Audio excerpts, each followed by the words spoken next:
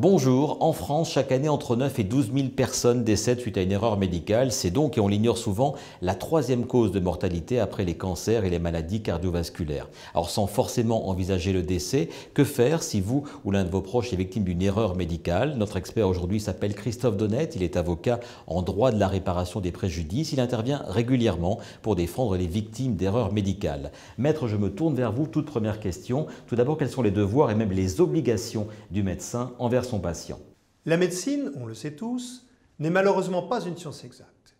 Le corps médical n'est donc généralement pas tenu à une obligation de résultat, mais de moyens.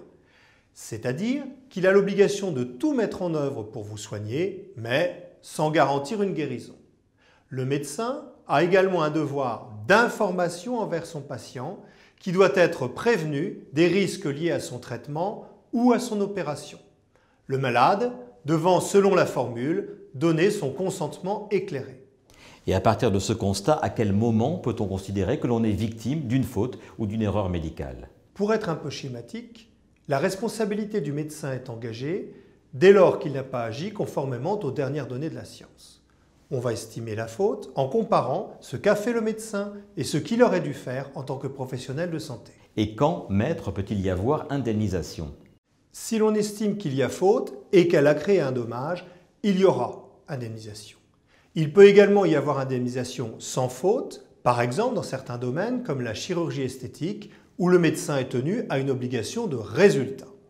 Et puis, dans l'hypothèse d'un résultat totalement anormal ou d'infection nosocomiale, il peut également y avoir indemnisation, qu'il y ait ou non faute du médecin.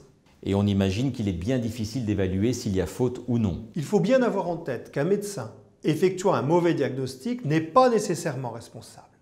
Si ce diagnostic est effectué dans les règles de l'art et dans des conditions normales d'attention envers son patient, il n'y a pas de faute. En revanche, la faute sera par exemple de n'avoir pas prescrit un examen, une analyse que l'on considère comme indispensable au diagnostic. La faute peut être également une erreur d'interprétation, comme par exemple une fracture évidente que le médecin ne verrait pas sur la radio, ou encore une absence de prescription, la prescription de médicaments inadaptés et bien sûr un refus de soins. Et sur quel point faut-il selon vous être vigilant avant de se lancer dans une procédure d'indemnisation? Avant de vous lancer dans une procédure d'indemnisation, assurez-vous d'être réellement victime d'une erreur médicale. Pour cela, rien ne vaut l'expertise d'un avocat spécialiste en matière de responsabilité médicale qui pourra vous mettre en relation avec un médecin spécialiste reconnu, généralement expert près d'une cour d'appel. Et quelle est la procédure la plus adaptée pour se faire indemniser? Il faut procéder par étapes.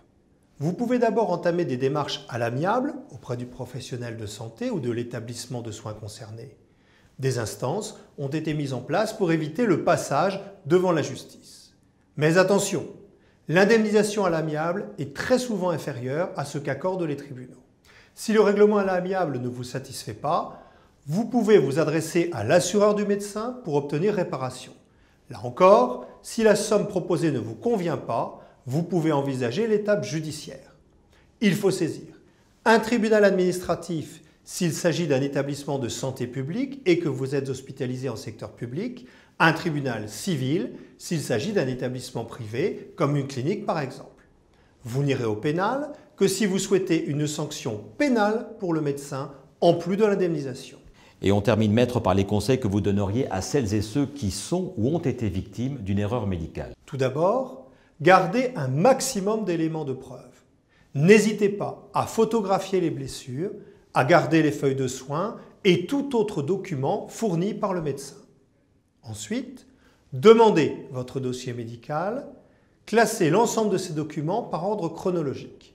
Pensez également à bien regarder votre contrat d'assurance juridique qui peut contenir des clauses permettant le remboursement des frais d'expertise et des frais d'avocat. Enfin, il faut bien avoir conscience qu'attaquer en justice un médecin ou un centre de soins est une procédure souvent longue et difficile.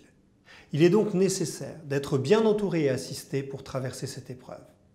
Mais d'expérience, je peux vous dire que le jeu en vaut la chandelle.